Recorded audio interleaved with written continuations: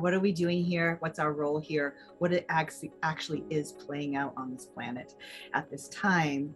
Some scenarios, there's so many different scenarios, and yet a lot of them lean toward a big event happening. I'm a facilitator for Drunvalo Melchizedek, and his entire body of work is based around preparing humans for personal and planetary ascension. Really, that's his whole body of work. How to get your light body activated, how to get into your heart, how to activate your third eye, clear the traumas around the heart so that you are ready to ascend and continue to ascend with the earth as she transforms to higher levels of being.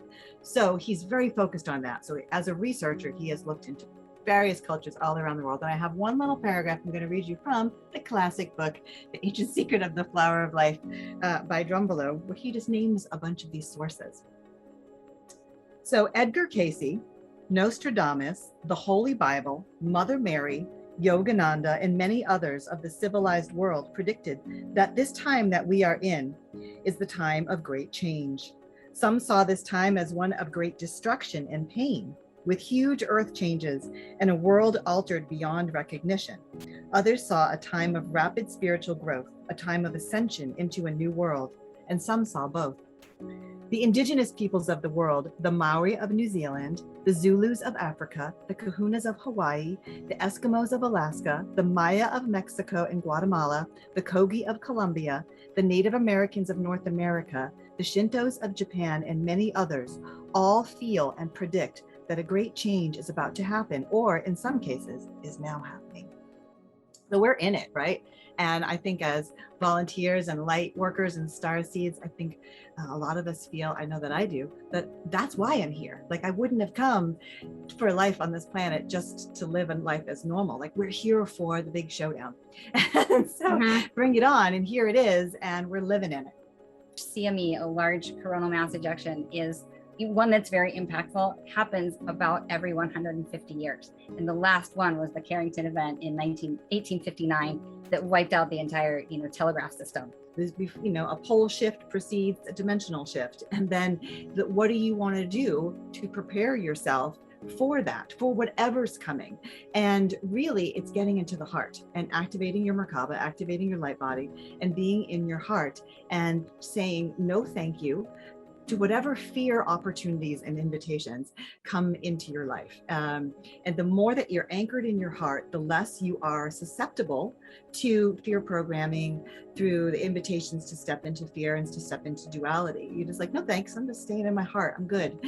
The more we can really play around in the idea that there is so much more to us and that there is so much more here. Right? Our galactic community, all of the ET star nations that are here to help us, doing the inner work to become all that we are helps us to be ready for interface with other civilizations. What about the possibility of a sudden event that globally impacts humanity? Do you think and then we had possible, likely, and inevitable all totaling up to, what is that, like 88%, right? So nobody thought it was impossible, which is interesting. And very small percentage thought that it was not likely. So there's something, that was really fascinating, Viola, that you read all those different tribes and cultures and books that mention that there was this, that there might be this big event, right? So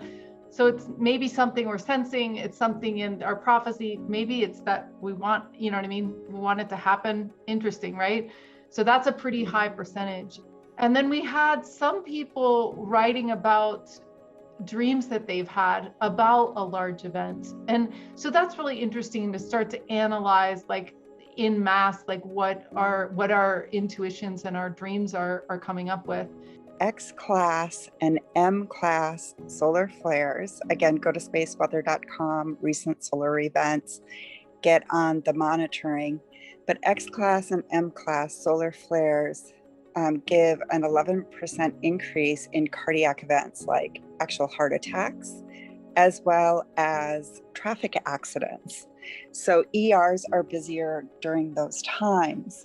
Detroit was browned out, and Northern Ohio, I don't know how many people remember that, but that was as the result of the solar flares affecting the power grids. So it's a very possible experience for us to have anywhere in our country based on the way our power grid is set up.